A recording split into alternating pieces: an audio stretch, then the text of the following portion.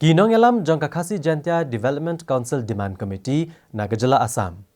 Ha kesimbalang Jagatayo kilawan kerpat yu Menteri Rangba Gejala Meghalaya Conrad Kongkal Sangma bonyarap ha kaban chim khialem bat kesorkar Assam ban pen urlongno e kejing dawa ya ka Khasi Jantia Development Council jengijat bendeu khasi kibasyong basa ha Gejala Assam.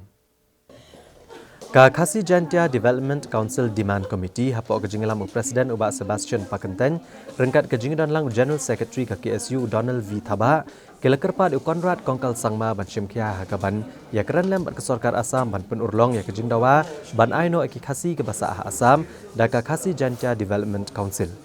Ubak Sebastian habai keren bekinong patai kubor ulong bau Conrad Kongkal Sangma ulakular bau Shimkia ban keren bat Menteri Rangba Kejala Assam bat Chairman ka North East Democratic Alliance Uhimanta Biswa Sorma halor kenegamat kenang bagi pat Khasi Jantia ke bahasa Assam kenyo ekejing ada bat kejing itu bakerpang.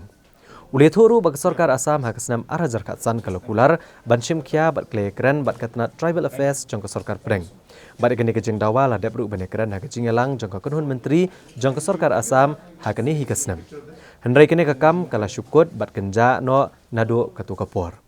Katkum kejing itu jang unung ilam ki Khasi na Assam loong bakidon iway point nyo not lakngot ki Khasi ki basyong basa aki laispa nyo punru tuli ki shnong jang Gejala Assam ki bahab haki katsan tuli ki constituency. Bat laki Khasi ki lasa nadu ki por ki bamenchwa. Hendrai ki babun ki shnong Khasi ki empat biang ya kejing don kam la kalong ha kejing don kelenti sentien ki jaka sumar ki skul bat ki we ki kampen roy. Khoi kan long movement nadu ajar katsan ajar khatwe ter sitter long bahdu Delhi ro kila ai gum ko ki yong MHA Ministry of Tribal Affairs kila ai ki ke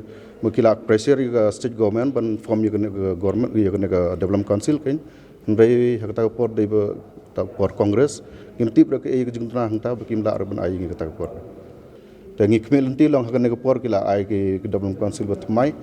ki don ar lai tli ki development council kila ai te kmelenti bangi ngiru ngin yo nomor ka population pattern ngi don kabun bat don ki tribesmen long ngi jai ki ba khamduna ye ka population jongki ki ba don hudu tha lai piu sa piu jar ki yo ye ka development council te kmelenti ye ba kasiru ngin yo sti em kejing long ba pe ki briu jingi bro ki sa nang kundong almost ngidong ke basic amenities ma ki basic needs jongi ki lagi pe nang government development scheme kim ju poi rek long bikin poi sega snong jongi ki don ki snong hudu menta ngi habia hudu ar kenta lai kenta ngi habia ki jai te dang lack of communication health dong ngi dang lack bro kata culturally te kata ngi dang sa din ki te ngi kwa ban long ladang yo na dong council through ka dis ngi la ban yarap ig bru jongi bat halor kata cultural jongi ngi la ban strong ngi de why positive response ngi bo la kular bo un ikran bat CM Assam bat